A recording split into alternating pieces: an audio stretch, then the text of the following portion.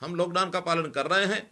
जैसा मैंने 15 अप्रैल को इसी मंच से कहा था कि जल्दी ही ग्रीन लाइट होगी और सामान्य जीवन शुरू हो जाएगा।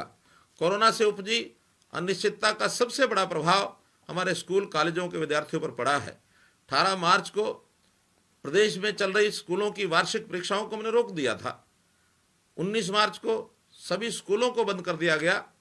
स्कूल के बच्चों का अगला शैक्षणिक सत्र 1 अप्रैल को शुरू होता, बाकी परीक्षाएं भी होनी थी, लेकिन अब परीक्षाएं होंगी या नहीं, अगली कक्षा में कब दाखिला मिलेगा, इन अनिश्चितताओं को दूर करने के लिए हमने पहली कक्षा से 11वीं कक्षा तक पढ़ने वाले सभी विद्यार्थियों को जितनी परीक्षाएं 18 मार्च तक हुई थी उन्हीं के परिणाम के आधार पर अगली कक्षाओं में दाखिला देने का फैसला किया है।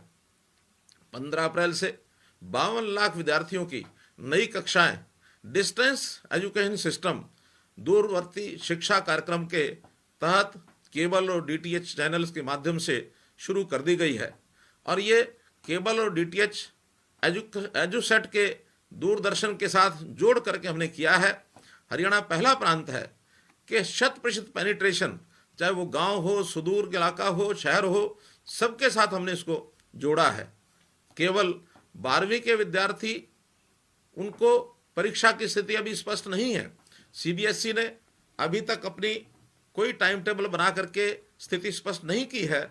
साधारणतः 12वीं का परिणाम 15 मई के आसपास घोषित होता है, परंतु इस बार परीक्षाओं के देरी होने के कारण से अखिल भारतीय प्रतियोगी परीक्षाएं भी जो पहले हो जाती हैं, इस बार एनडीए की प्रवेश परीक्षा जो 19 अप्रैल को निर्धारित कर दी गई थी, मेडिकल कॉलेज के लिए नीट की परीक्षा भी 3 मई को होनी थी, इन दोनों को पोस्टपोन कर दिया गया है। इसी तरह इंजीनियरिंग कॉलेज के लिए भी जेईई अर्थात ज्वाइंट एंट्रेंस एग्जाम की 1 जनवरी में जो परीक्षा हो गई थी, उसका परिणाम भी 21 जनवरी को घोषित हो गया था। इसी परीक्षा का एक दूसरा अवसर भी दिया जाता है जो 13 अप्रैल से 17 अप्रैल तक होना था, जिसे कोरोना के चलते पोस्टपोन कर दिया गया। अब 12वीं कक्षा के विद्यार्थियों को विशेष रूप से मैं कहना चाहूँगा कि आप लॉकडाउन की अपनी प्रतियोगी परीक्षाओं के लिए तैयारी का ये इसको एक सुअवसर मान लें, क्योंकि ये अवसर हमको और आगे तैयारी करने के लिए बढ़िया अवसर भी है। शायद स्कूल कॉलेज खुले रहते तो इतनी तैयारी हम नहीं कर सकते थे। ये 2 महीने का जो ज़्यादा समय मिला है, इसमें भी हम डिस्टेंस लर्निंग के माध्यम से, केबल और डीटीएच चैनल के माध्यम से दूरवर्ती शिक्षा कार्यक्रम जो शुरू किया गया है, उसका आप लाभ उठाएं। 10वीं और 10वीं 11वीं कक्षा के विषयों के जिन पाठों में आपको कोई कठिनाई है, उसे दूर करने के लिए जेईई, नीट और एनडीए की परीक्षाएं जून जुलाई में हो तो उसका प्रदर्शन अच्छा हो सकता है। इस बीच मैं आपको विश्वास दिलाता हूं कि हरियाणा स्कूल शिक्षा बोर्ड की 12वीं में बचे हुए विषयों की परीक्षाएं जल्द से जल्दी लेकर परिणाम घोषित करने के सभी हम प्रयास करेंगे।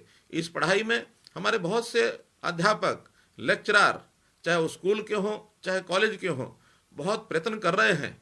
मैं ऐसे ही आज कुछ लेक्चरर्स और टीचर्स, इनकी बातचीत भी आपके सामने मैं कराऊंगा। मेरे साथ लाइन के ऊपर अभी जुड़े हैं नूह के कॉलेज से हमारी लेक्चरर नम्रता। तो नम्रता जी लाइन पर जुड़ी हैं। मैं नम्रता जी को निवेदन करूंगा